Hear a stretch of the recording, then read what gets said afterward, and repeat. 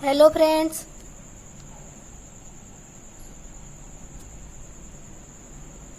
आज हम बात करेंगे न्यू एजुकेशन पॉलिसी के बारे में।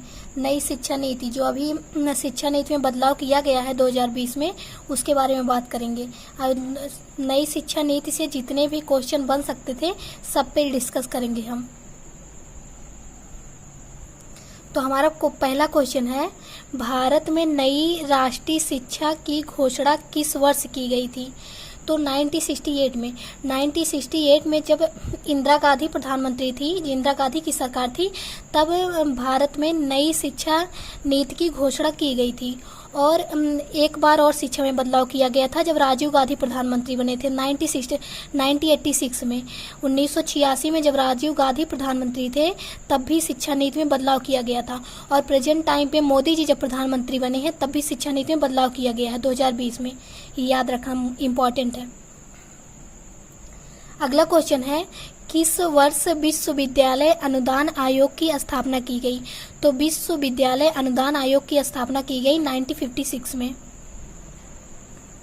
और अगला क्वेश्चन है, राष्ट्रीय साक्षरता मिशन की शुरुआत किस वर्ष की गई?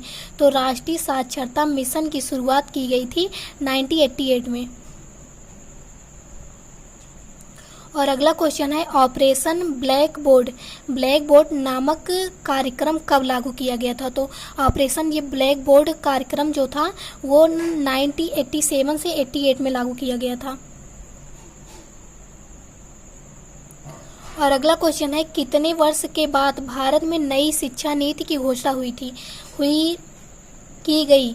तो अभी कितने वर्ष के बाद भारत में नई शिक्षा नीति की घोषणा की गई? तो 1986 तब से लेकर अभी अब जाके नई शिक्षा नीति की घोषणा की गई है। तो कितने वर्ष हो गए? टोटल 34 वर्ष के बाद भारत में नई शिक्षा नीति की घोषणा की गई है।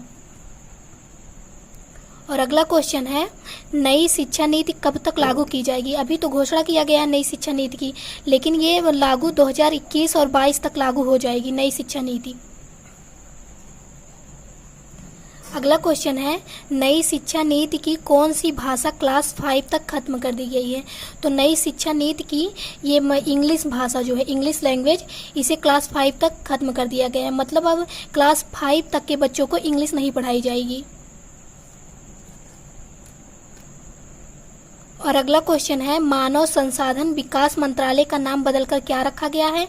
तो मानव संसाधन विकास मंत्रालय का नाम बदलकर शिक्षा मंत्रालय रख दिया गया है। और हमारे प्रेजेंट टाइम पर मानव संसाधन विकास मंत्री जो थे वो रमेश पोखरियाल थे, लेकिन अब उन्हें शिक्षा मंत्री कहा जाएगा। शिक्षा मंत्री कौन बन गए? तो रमेश पोखरियाल।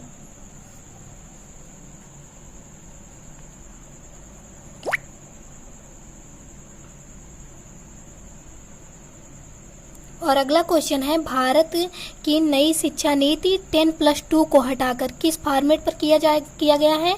तो अभी 10+2, पहले 10 के बाद 10+2 के फॉर्मेट था, तो अब उसे हटाकर 5+3+3+4 कर दिया गया है। अब ये नई शिक्षा नीति जो बनी है, न्यू एजुकेशन पॉलिसी। और अगला क्वेश्चन है, नई शिक्षा नीति के तहत किस क्लास से कंप्यूटर कोडिंग की शिक्षा दी जाएगी? तो नई शिक्षा नीति के तहत अब क्लास 6 के बच्चों को मतलब कंप्यूटर कोडिंग की शिक्षा देना अनिवार्य हो गया है। अब हर बच्चों को, क्लास 6 के बच्चों को कंप्यूटर पढ़ाया जाएगा।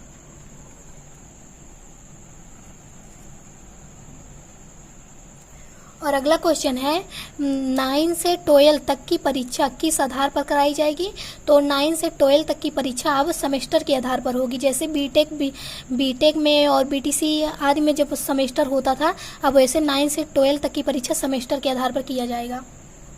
और अगला क्वेश्चन है, एक से ज़्यादा कोर्स करने वाला अंक अब किससे जोड़े गए हैं? तो एक से ज़्यादा कोर्स करने वाला अंक जोड़ा गया है क्रेडिट बैंक से। मतलब ये कि आपको जिस विषय में इंटरेस्ट होगा, हर विषय को हम पढ़ सकते हैं। जैसे साइंस भी ले सकते हैं और आर्ट दोनों भी ले सकते हैं, उसको क्रेडिट बैंक में जोड़ा गया है। और अगला क्वेश्चन है, भारत में किसी भी कॉलेज में एडमिशन के लिए अब कौन सी परीक्षा देनी होगी? तो भारत में किसी भी कॉलेज में एडमिशन के लिए अब CAT परीक्षा देनी होगी, common aptitude test.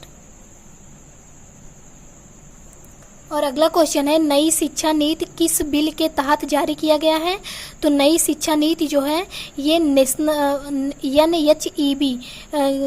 NHEB bill के तहत जारी किया गया है। नेशनल हायर एजुकेशन बिल, इसके तहत जारी किया गया है नई शिक्षा नीति। और अगला क्वेश्चन है, नई शिक्षा नीति 2020 के मसौदा समिति के अध्यक्ष कौन है? तो अभी जो नई शिक्षा नीति बनी है उसके मसौदा समिति के अध्यक्ष बने हैं डॉक्टर के Kasturirangan. Bye bye friends, subscribe to my channel.